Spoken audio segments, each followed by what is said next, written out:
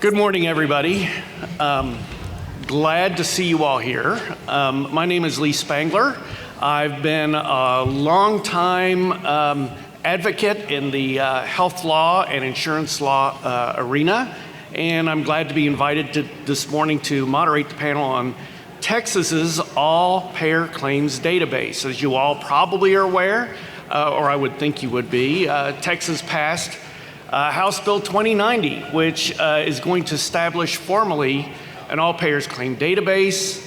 It's going to lay down some duties in terms of submissions of claims data, and also put a duty on the UT Health Science Center in issuing reports to the legislature about what they found.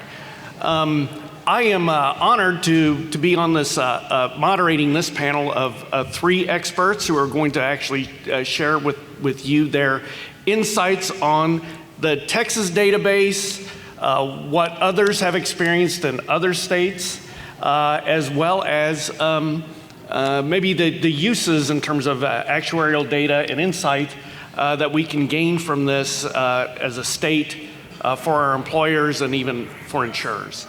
So I'd like to actually just turn this over to Dr. Casaban, and go ahead and you can start discussing what UT Health Science Centers might approach, how they might approach the all-payer claim database here in Texas. Thank you very much, and good morning, everyone. Thank you for taking the time to listen to us today. So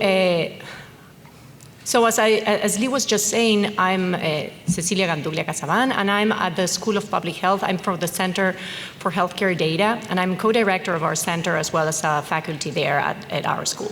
And we have recently, actually became effective September 1st, became the Texas All-Payers Claims Database. I just wanted to take some minutes to tell you who we are, since you might not know us.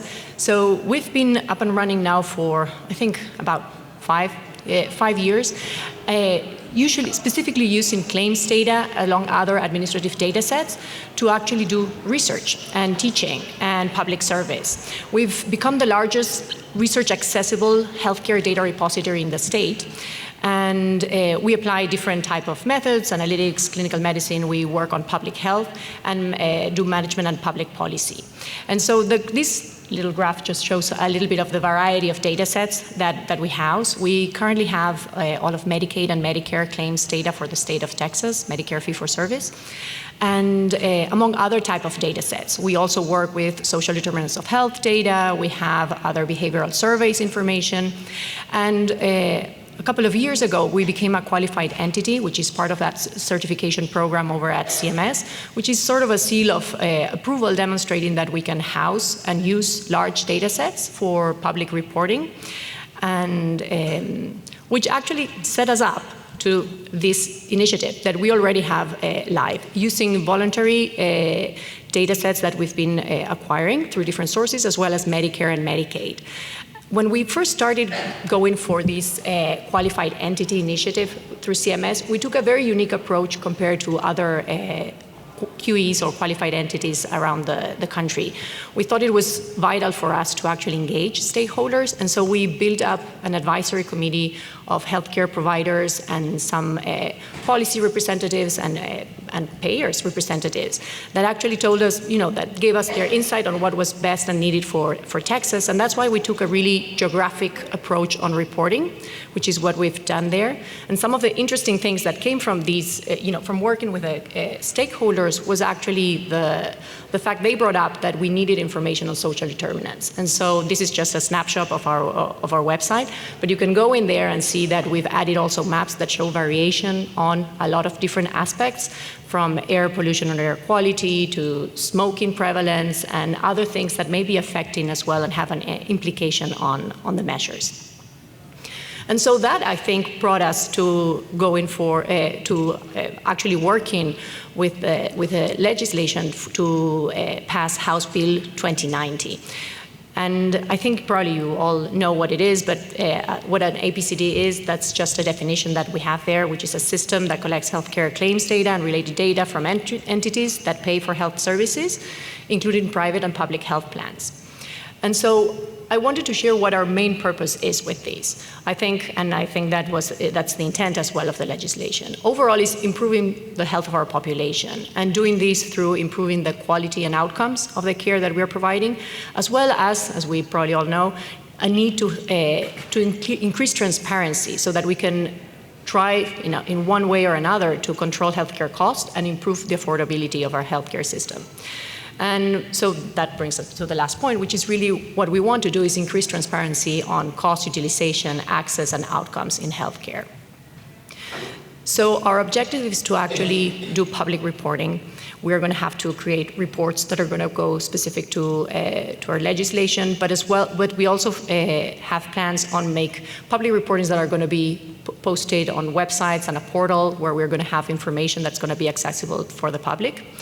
And we also have the other objective, which is to promote research with 3 specific objectives in mind: increasing public health or facilitating public health services, the qualified entity reporting, which is really focused on quality and cost of care, and also performing academic and clinical research. And so in order to do this, we actually are taking different steps. One thing, and because we clearly believe in the importance of engaging our stakeholders and in Texas, is we're establishing an advisory committee. And I'm going to show you right now in our timeline how that's going. I think THP already has someone that's going to be representing, it's going to be part of our advisory committee. We still have some positions open, but we really want to make sure that we are engaging our state. We're defining our data collection and processing of the data. We are going to be working on the creation of a public portal where we plan on doing geographic reporting, along with other reports that might be specifically requested from us. And then we're planning on making data accessible for qualified researchers. Okay, this might be a little bit too small. I don't know how you see it, and there's several flags. But we wanted to share with you our attempt of a roadmap, and give you an idea of what the timeline is. As you can see, the very first flag that we have there, our very first commitment, is to actually announce our full advisory committee. And so we are currently taking in applications and reaching out to specific individuals to build this advisory committee, even before we have our regulations finally approved and adopted. And we are working on the draft for the regulations with the Texas Department of Insurance, and they're going to be posted, I assume, that's on TDI's hand, but on a couple of weeks. And after a comment period, we expect to have them passed and approved by April 29, 2022. We have some reports that are due to the legislator, but I think the other timeline that might be of relevance for you is we have some plans and some partners that have actually volunteered to be part of our alpha and beta tests for the APCD. That's going to be occurring during 2022 and 2023, and we expect by September 1st, 2023 to be able to start receiving data from all carriers. The idea is that we'll have the public portal up and running by September 2024, and being able to make available data for research purposes by September 2025.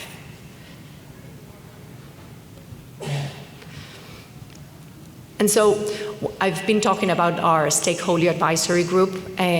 Part of what we would really like to rely on our stakeholder advisory group for is establishing and updating the standards, or getting their guidance for establishing and updating the standards, requirements, policies and procedures as it relates to the collection and use of the data in that database, as well as evaluating and prioritizing what are the reports or measures or questions that the center should be working on with this data to create those reports. Evaluating data requests from qualified research entities, as well as assisting in the developing of the center's recommendations based on findings from those reports. And what you have here, these are quotations directly out of the House bill, and I think you may have access to the slide deck, right? Yes, in case you are interested. But so what we have here is what payers are required. So who are the payers that are required to submit, which, as you might see, is you have the list here. Any entity providing health insurance or health benefit plans subject to regulation to TDI, Medicaid, Medicare, the Medicare Advantage plans, as well as insurance companies providing health or dental insurance. And these are the type of the plans that are required to be submitting, which includes medical, dental, behavioral, Medicare Advantage, Medicare supplemental plans, the non-ERISA self-funded plans, municipal, state sponsored plans, and the submission for ERISA self-funded plans, as you probably know, is voluntary. And which are the type of files that are going to be required? And so you have the definitions here that are coming directly out of HB 2090, but it really includes the dental and medical claims files, eligibility and enrollment information, pharmacy files, and provider and some provider file information.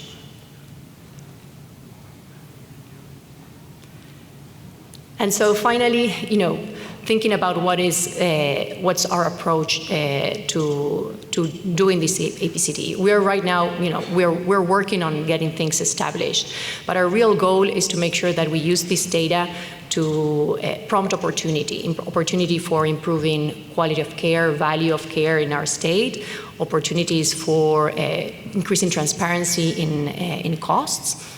And we really want to make our the information available for qualified researchers and apply this data in a positive way for policymaking. And so we do believe that data prompts opportunity.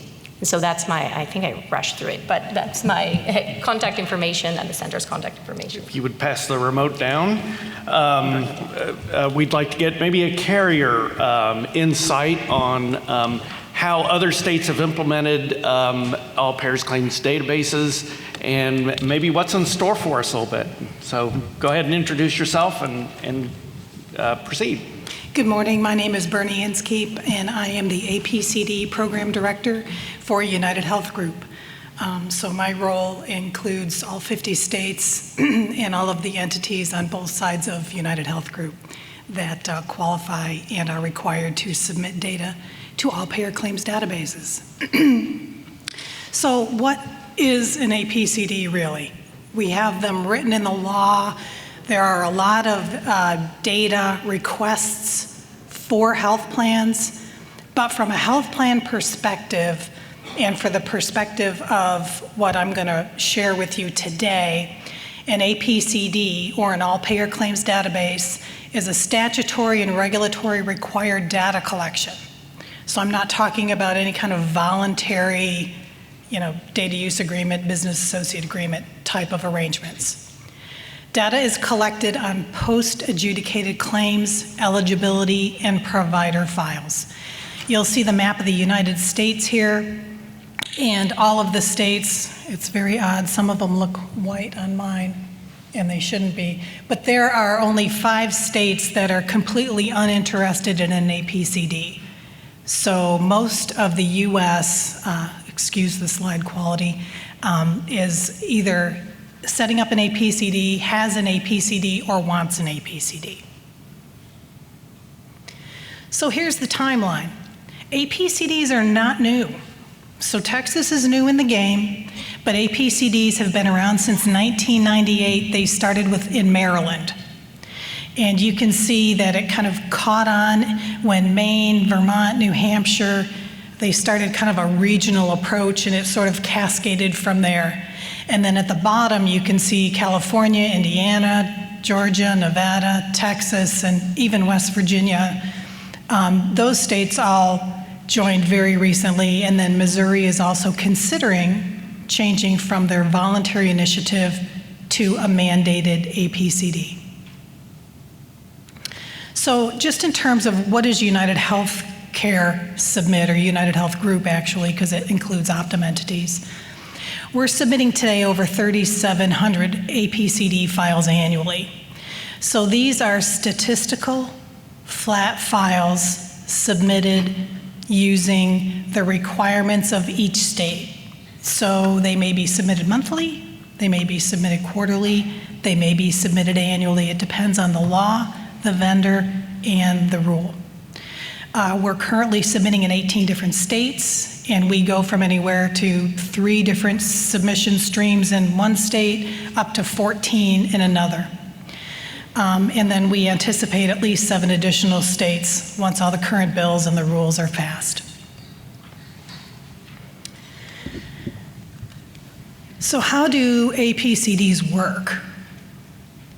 APCDs are an interesting requirement for health plans. So the states collect the statistical data, they have specified formats, and it all sounds very reasonable from a policy perspective and very helpful. From an operations perspective, it's very different than that. So in the eligibility records, the medical claim records, pharmacy records, provider demographic, each of our different types of businesses, which may be on a different platform, have idiosyncratic problems with their files, making it challenging. And our data is collected on a fixed mandated schedule, regardless of when our claims data warehouses update or any of the other internal processing that we have to experience. So nationally, APCDs are irregularly irregular. And we've got 18 different states, we've got 18 different file layouts, we've got different submission schedules, we've got different validation rules, we've got different, very different statutory scopes. The uses vary, and the laws themselves are inconsistent.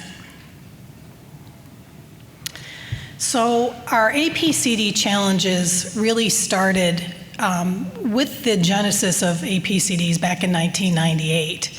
But as more and more states joined and all of the variability increased, there became a lot of friction.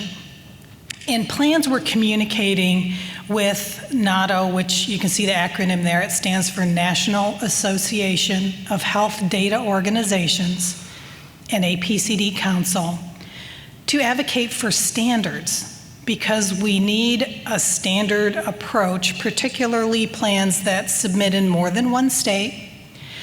And it kind of came to a head in Vermont. So in Vermont, Liberty Mutual decided that their ERISA self-funded group was not governed by state law. And they said, no, we are not going to submit our data.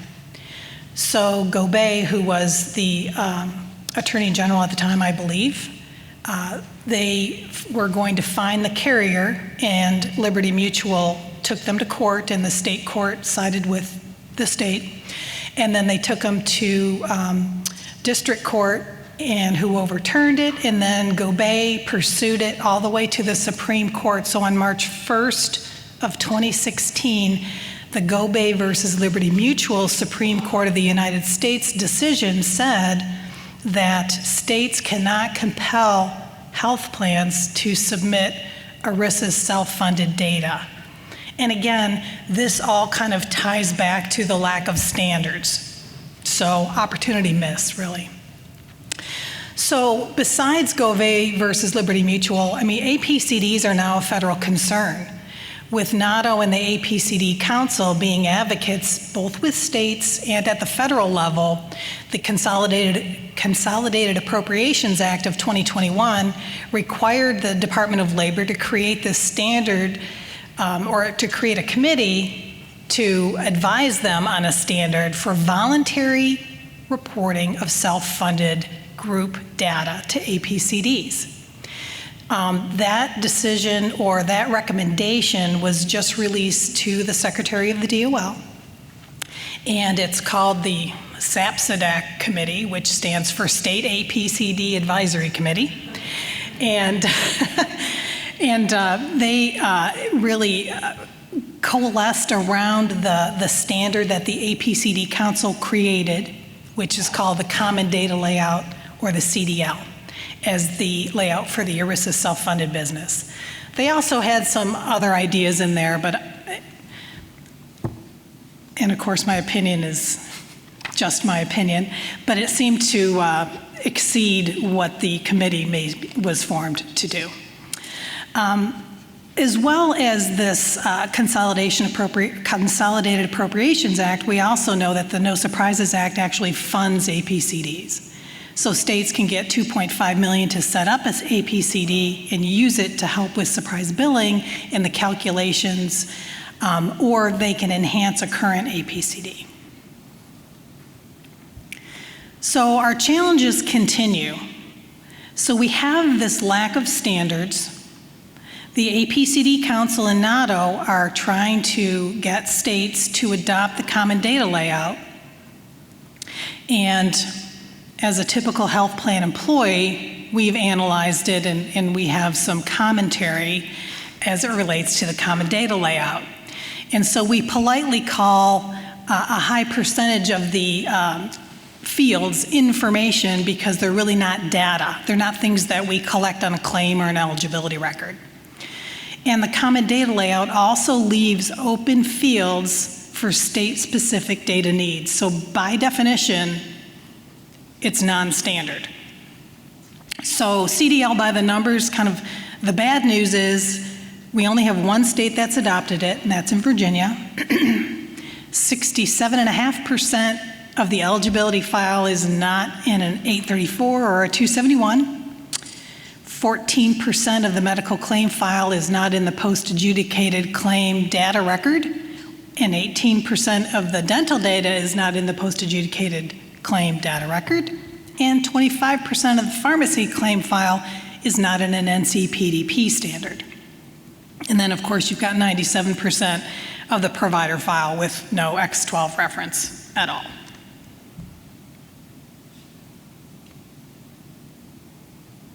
So what's really been our experience with the common data layout? Unfortunately, it's only been adopted by one state. Now, we've got some new states that are intending to adopt it. So Texas obviously is one of them. It's in the law for West Virginia, for New Mexico, and for California. And so as we hopefully see more and more states embrace the common data layout, perhaps we can get to some normalization of that common data layout. So version 2 was recently released.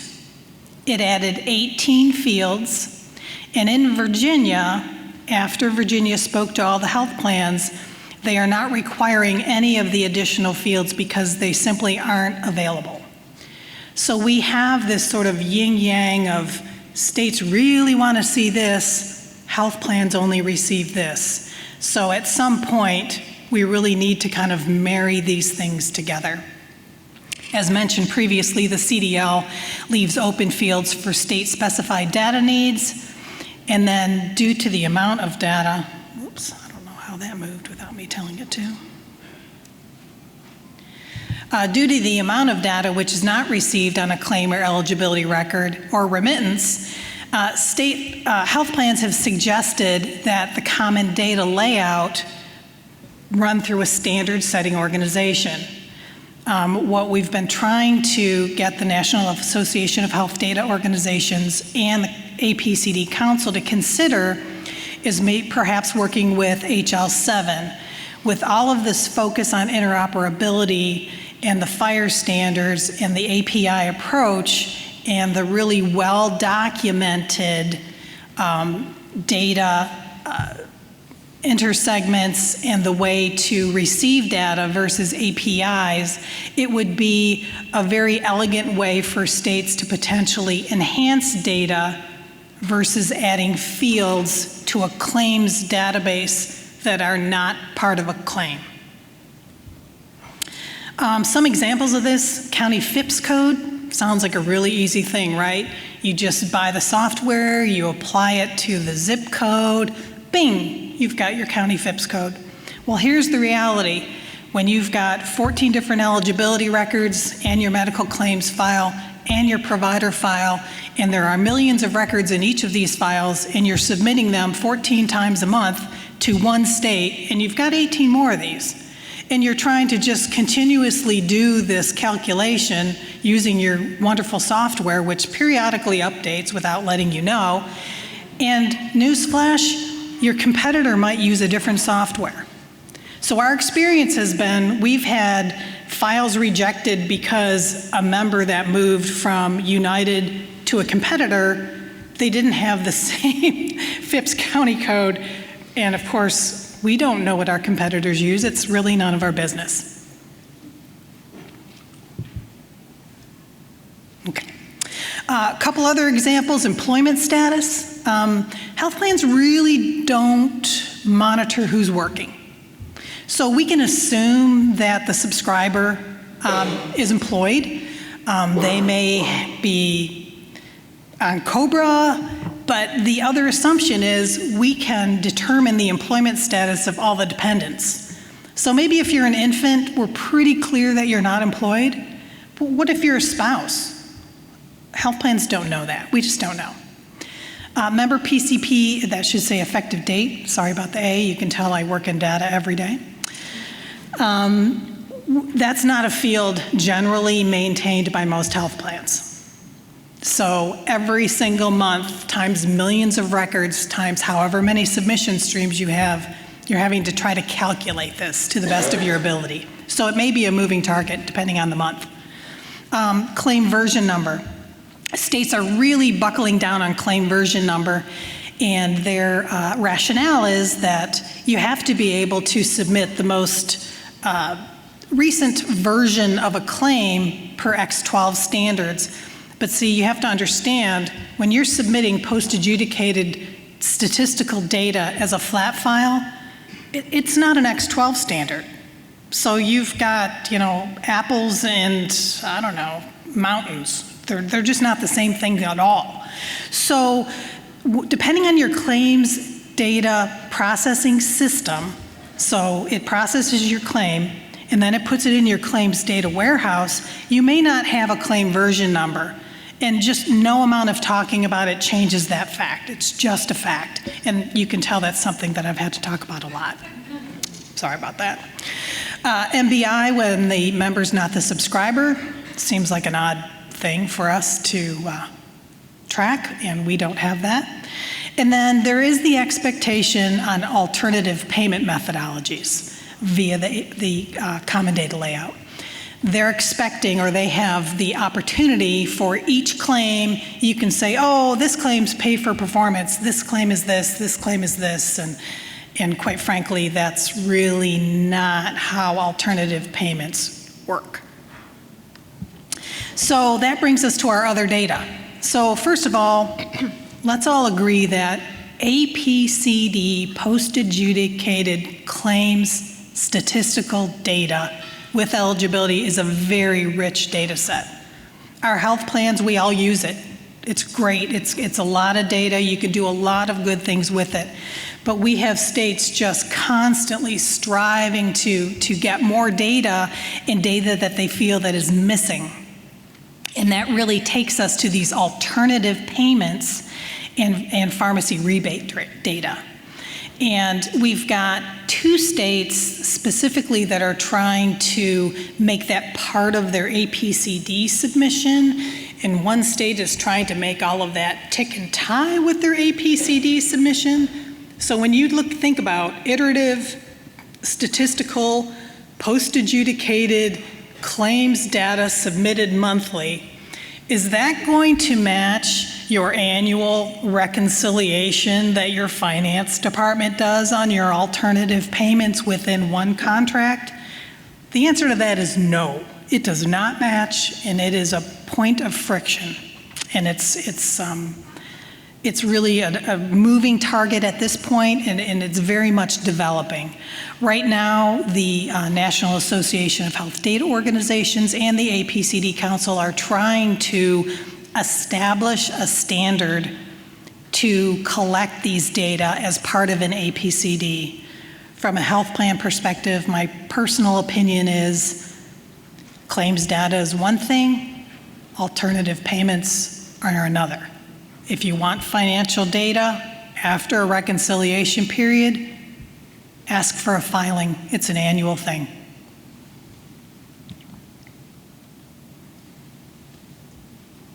Okay, so how is this APCD data used?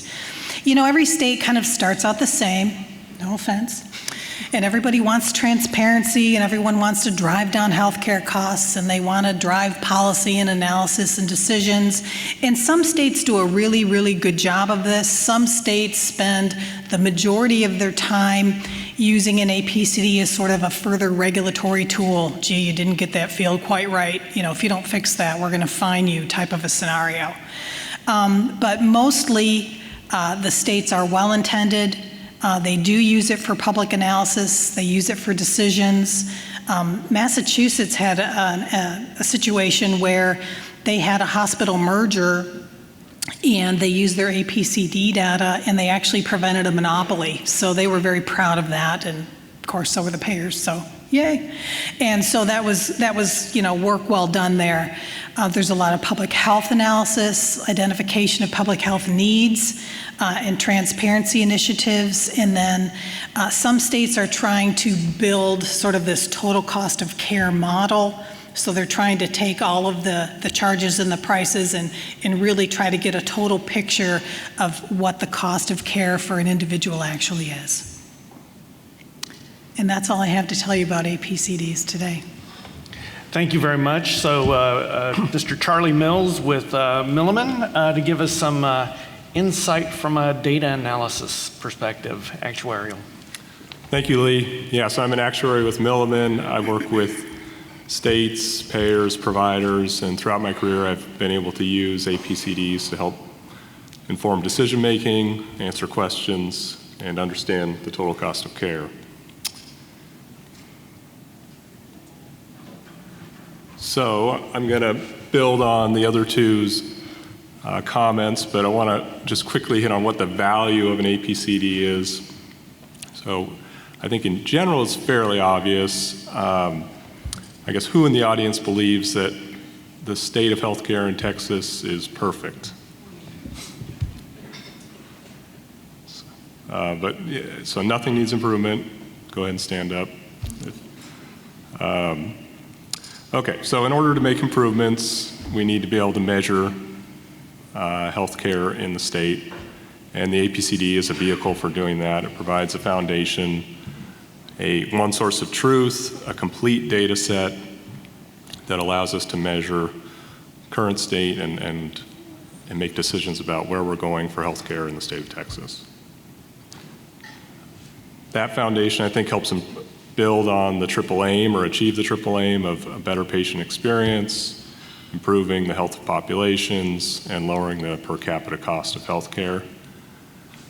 In terms of the one source of truth and the complete data, I think there's a good example that relates back to that triple aim, so quality and efficiency. Throughout my career, I've seen quality measures, efficiency measures, and when you have those measures done using disparate data sets, so different payers, different lines of business, different products, you're basically breaking up these panels of patients that physicians see and taking different measurements which ultimately get to different results. And so I think having an APCD is one prime example of where you can, as a state, have consistent quality measures, consistent efficiency measures.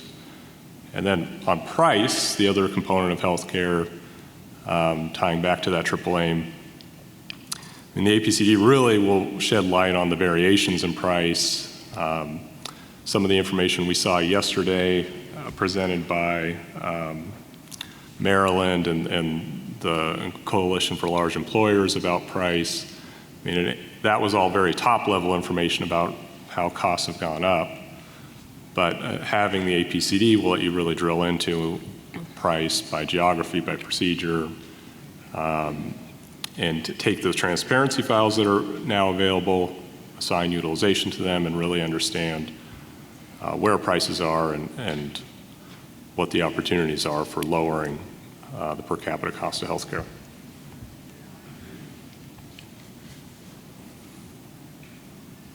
There we go. So how are APCDs used? I'm not going to spend a lot of time on this because we already have, but they're used to improve healthcare in short. This slide shows examples of how they're used in other states. On the next slide, I provide links to many of these examples.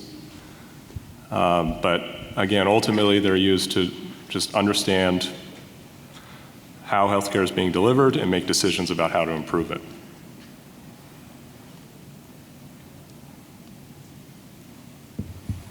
So as a user of APCDs, I've compiled what I see as best practices. And I think these hit on a lot of the concerns that Bernie went through in her presentation. But I'd like to hear others' concerns as we open it up for questions about, I guess, concerns and ideas about how APCDs should be used in the state of Texas, or how the Texas APCD should be used. I want to highlight a few things here. So communication, so open communication is key. I think understanding data suppliers, concerns, what they have available. As Bernie said, what's data versus information. As a user, I don't want to have to unwind derived information. I think as a user of APCD, I really just want the data. If I need to allocate financial settlements for alternative payment models, then I'll do that and come up with a way of doing that as long as I have the data. I think standards, like again, going back to Bernie's example for FIPS code, having standards not only on the fields and the files, but I think also the data mappings is key. Making every payer reinvent data mappings like zip to FIPS code, or line of business mappings, or product type mappings,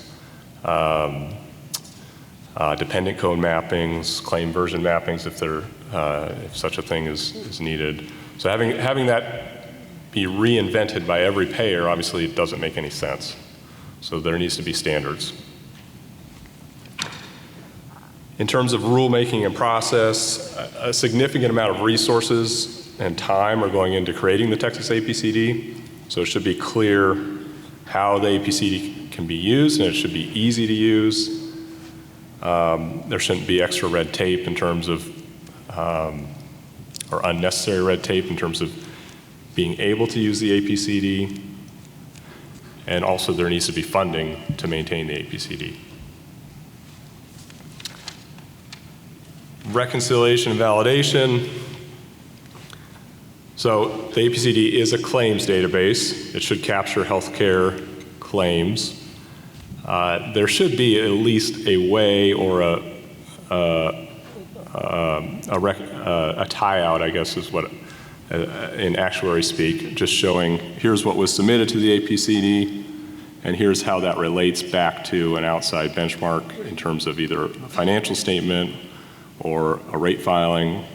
So I guess stepping back, just deciding what the tie-out points are going to be, and having a process to go from here's what was submitted, here's the adjustments, and here's what we're reporting in our financials or in our rate filing.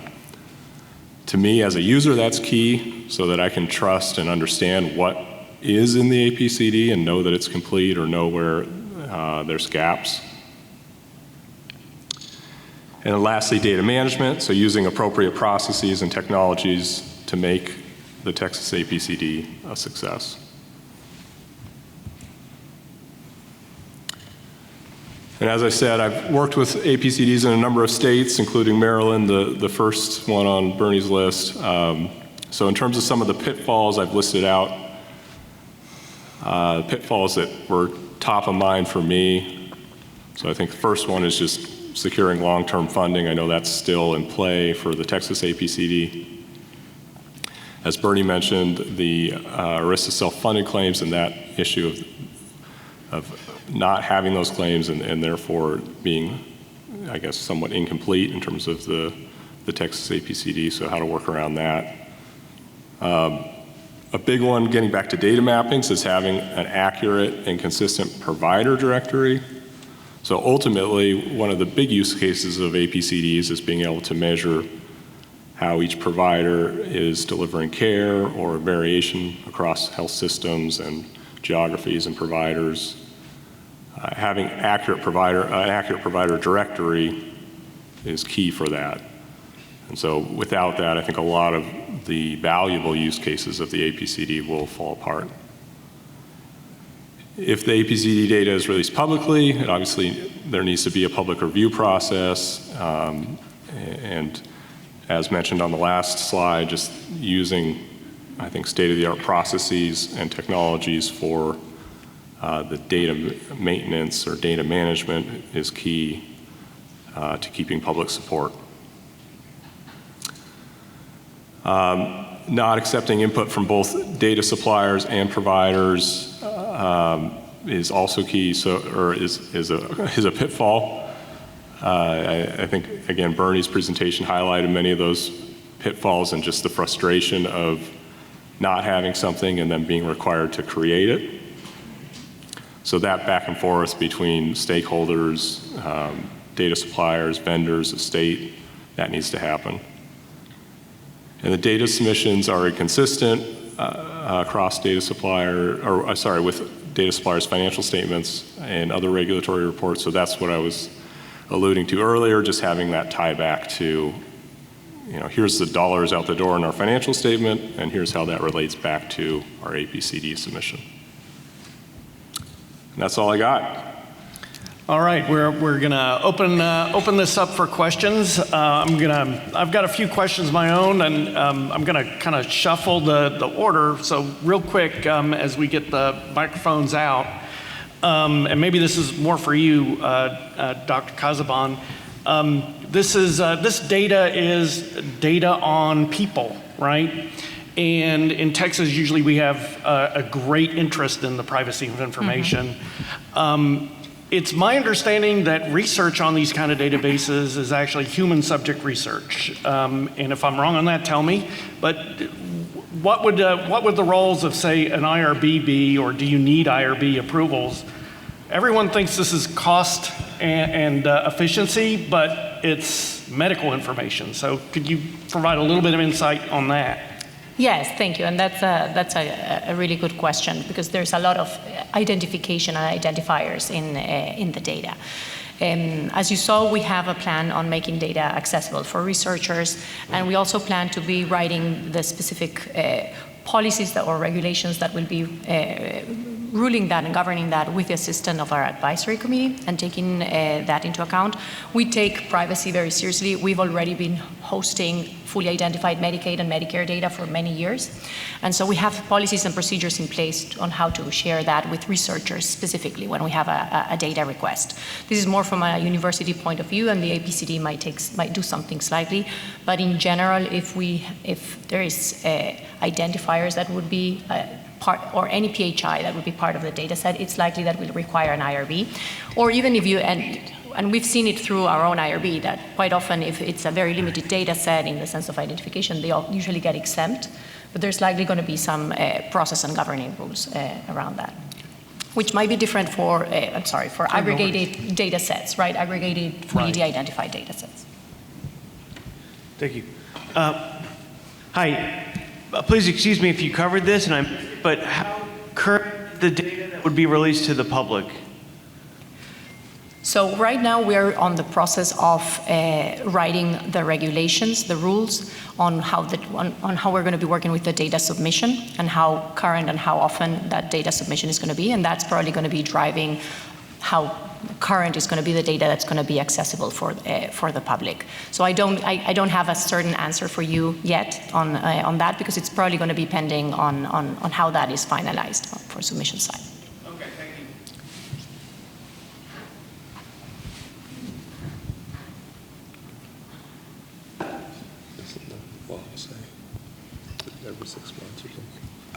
Good morning, and thank you for the presentation. Seems very exciting. So the question that I have is about the providers. Do they have any sort of skin in the game?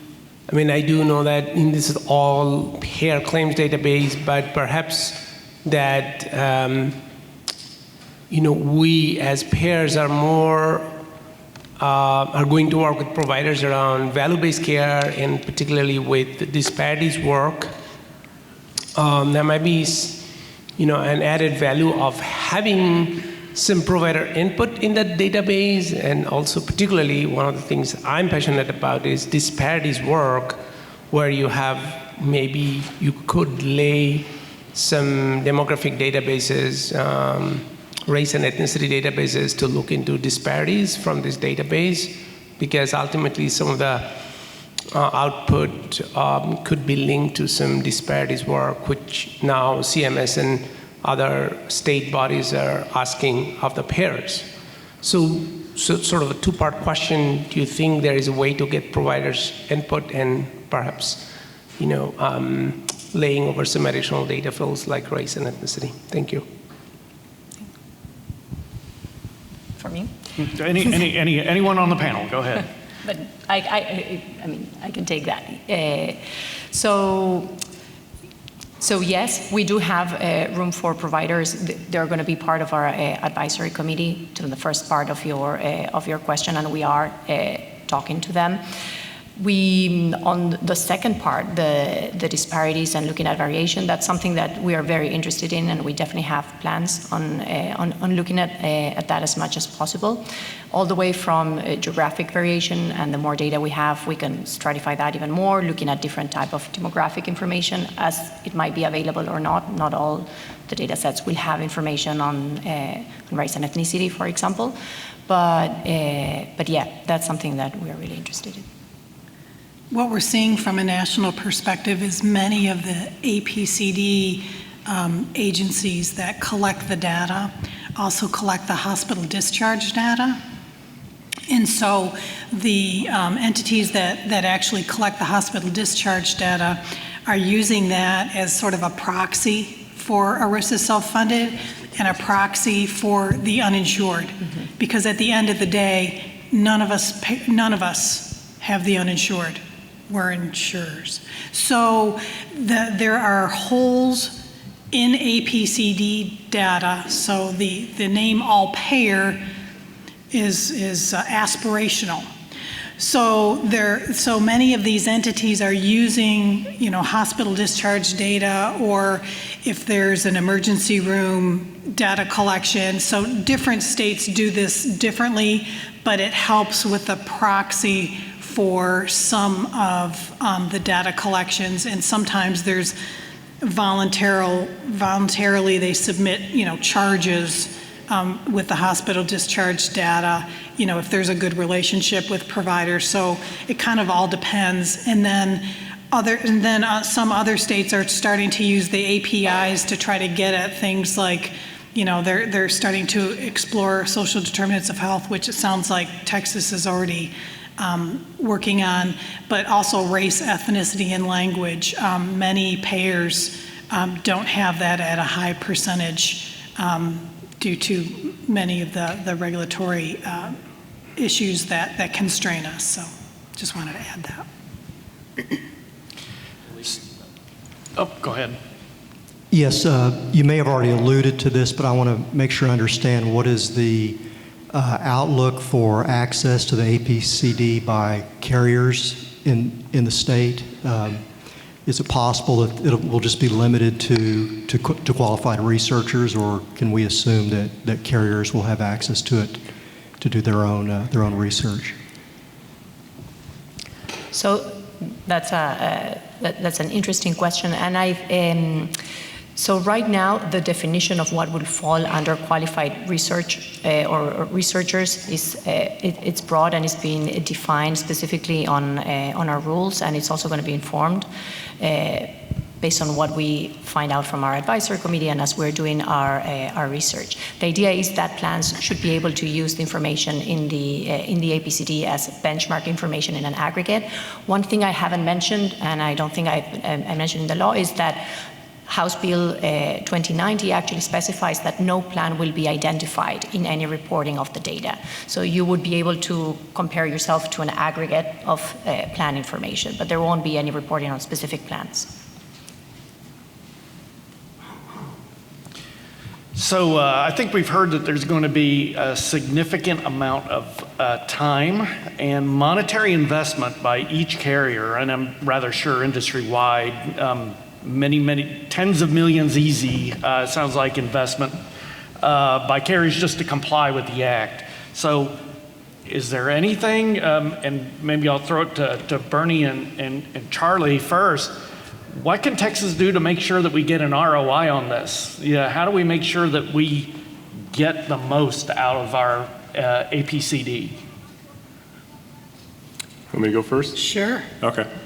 Well, I think one great example is just during yesterday's sessions, I think we heard a lot of what ifs about healthcare in Texas.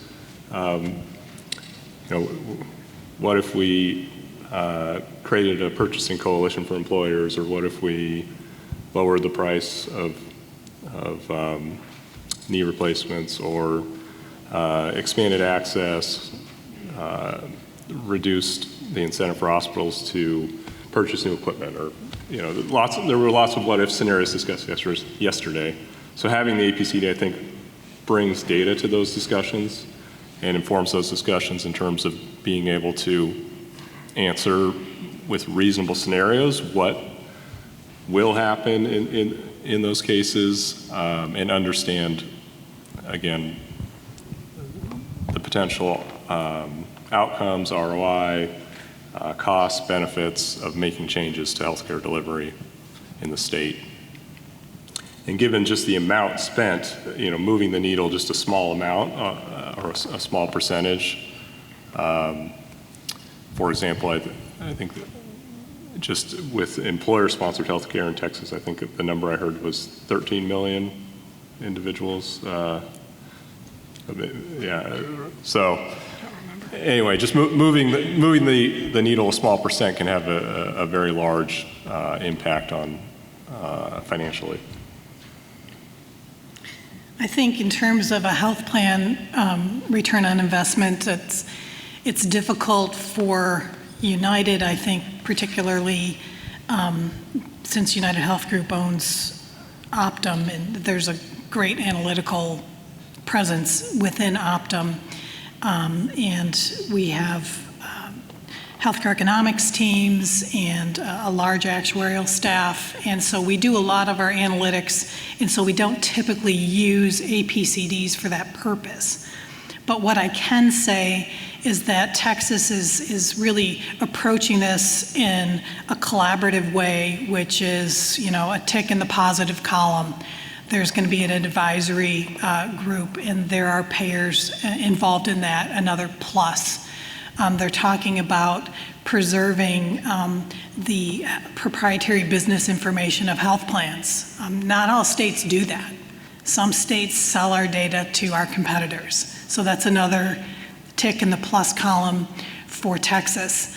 And then another item that I'm very hopeful is that as the university starts receiving data and learns a health plan's data and learns some of the idiosyncratic things that different business segments in their claims payment platforms have that are not easily changed, I think that it can be a real positive if there's a partnership between the plan, the data collection entity, and so that we're all on the same page and that files flow through in a predictable manner and are usable because they are understood, versus the scenario with, there's one state in particular which I think is going to stay nameless, but they keep trying to change the way we process claims because they have an idea of how we should process them.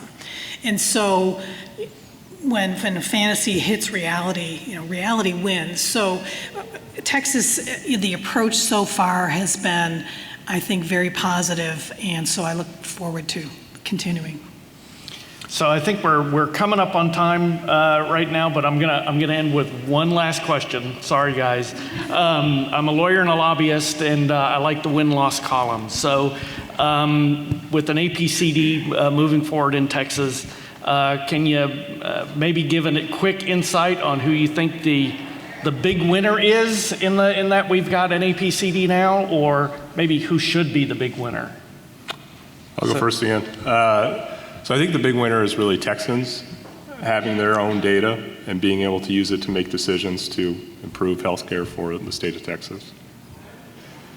I think that the big winner really is public health and policy. I think that is the wheelhouse of an APCD, and no offense, but I think the average individual doesn't necessarily shop like everyone envisions, and those of us payers who have really robust portals into our coverage, and we try to steer members to high-quality providers with good utilization, and they just are underused.